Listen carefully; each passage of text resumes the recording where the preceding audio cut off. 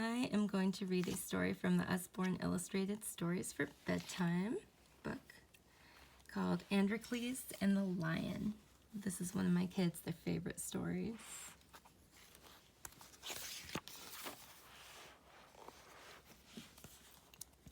A long time ago, there lived a man named Androcles.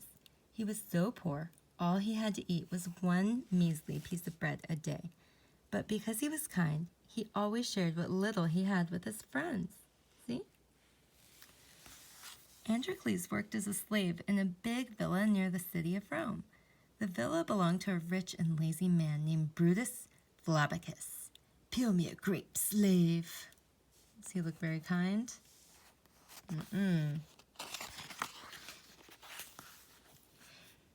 Brutus worked his slaves hard. Every day, Androcles had to scrub the villa steps, mop all the floors, you missed a spot, clumsy, make all the beds, sweat over a hot stove, I want my dinner, now, serve what felt like hundreds of meals, and spend all evening up to his elbows in dirty dishes. What a life! Androcles didn't think things could get any worse. He was wrong. Brutus began feeding him stale bread to save money. Even the birds won't eat it, sighed Androcles, and I don't blame them. There's only one thing left to do, he thought. I'll have to run away. That night, he waited until Brutus was asleep. Then he sneaked out of the villa and ran into the forest. Androcles had never been in the forest before. Spooky eyes stared out at him from the creepy shadows. Suddenly, he heard a gruff, snarling noise coming from behind a bush. Androcles felt a shiver run up his spine. Who's there? He croaked nervously as he crept closer and closer. Who do you think's there? Let's see. Carefully, he peered around the bush and came face to face with a huge lion. The beast let out a loud roar, and Androcles ran for cover. What's that? But to Androcles' surprise, the lion didn't run after him. He just sat where he was, as still as a statue. That's odd, thought Androcles. He was so puzzled, he cautiously tiptoed back. Why didn't you chase me? He asked timidly. That means he was nervous. I can't run, sniffed the lion. I can't even walk. I was out for a stroll when I got this thorn stuck in my paw, and it stings like crazy. You poor thing, said Androcles. Let me see if I can take it out for you. Androcles took hold of the lion's paw and gripped the thorn. This might hurt a little, he warned.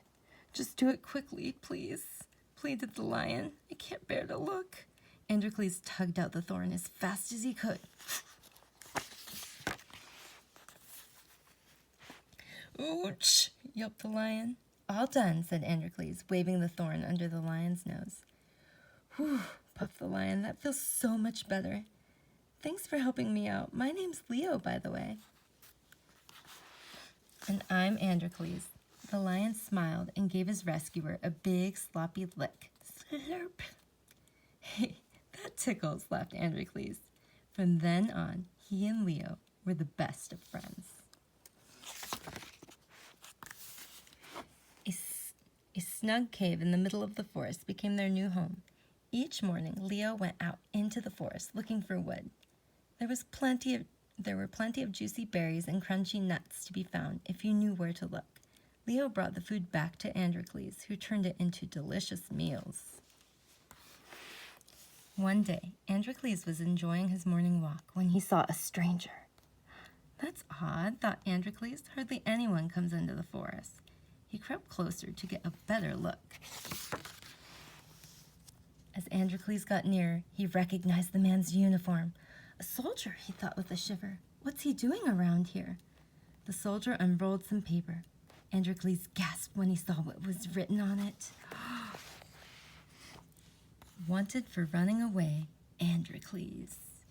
There he is. Haha, he won't be free for much longer. As Androcles watched in horror, he felt a bug land on his nose. It tickled so much he couldn't stop himself from. Achoo! Hey, you, cried the soldier in surprise. What are you doing sneaking around this forest? Stuttered Androcles. Just a second, said the soldier. I recognize you. You're the escaped slave. Who, me? No way. Bye. Stop in the name of the emperor, yelled the soldier, drawing his sword. As the soldier chased him, Androcles felt his heart thumping through his chest. But he dared not stop. The soldier chased him up hills, down hills, across a raging, rushy river, in between mighty pine trees, until finally Androcles ran out of puff and collapsed in a sweaty heap. Gotcha, cried the soldier with glee. He put Androcles to his feet and dragged him to a nearby cart. Are you taking me back to Brutus? Panted Androcles as the soldier threw him on board. You should be so lucky, laughed the soldier, locking him in place. You're going to Rome, Andy, my boy. What for? Asked Androcles. You'll see, the soldier replied as he took the reins. With that, they were off.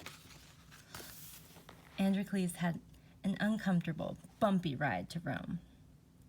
When he arrived, he found the city heaving with bustling, noisy crowds.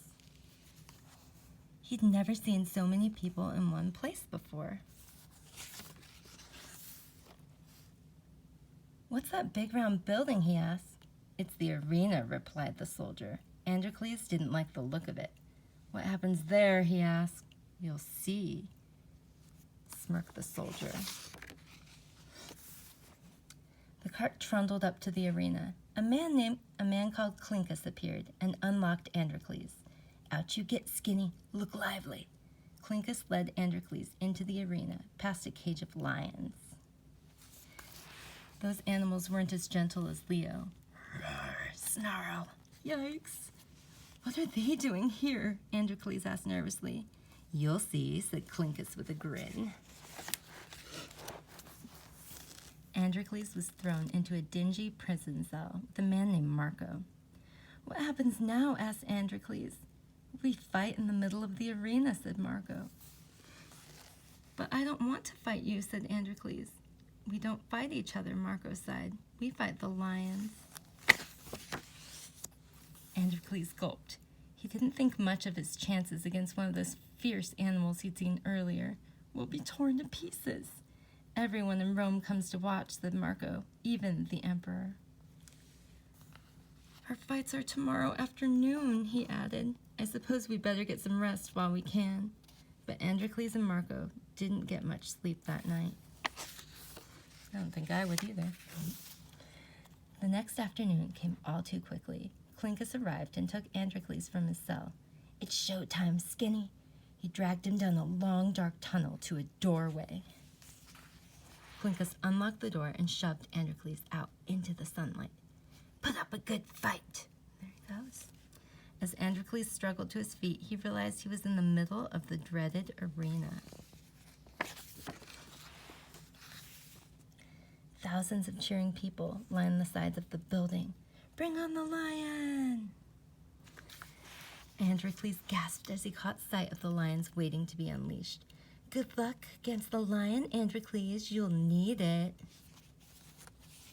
Are they kind? Not so much. A gate opened in a sidewall and an enormous lion charged out. Androcles trembled with fear. There was nowhere to run. Androcles fell to his knees and closed his eyes. I only hope it's over quickly, he thought. He could feel the lion's breath on the back of his neck.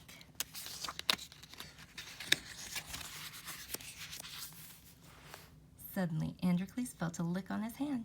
He opened his eyes to see Leo. Hello, Androcles. Nice to see you. I was caught last night, explained Leo. They brought me here to fight. Androcles hugged his friend. No one in the arena could believe their eyes. Incredible! Amazing! Androcles has tamed the lion, cried the crowd. What a hero! They began chanting his name. Androcles, Androcles, Androcles. Callinicus took Androcles to the emperor. I've never seen such bravery, said the emperor. In fact, I'm so impressed, I've decided to set you free. Androcles thought of his friends. Please, will you free my cellmate Marco and the lion too, he asked. The emperor smiled. Very well, he said. Moments later, Androcles and Marco were reunited. My hero! Androcles and his friends decided to leave Rome and start their own show, where no one ever had to fight. Come and see the friendly lion. Buy your tickets here. My kid's like that he's holding a baby. The end.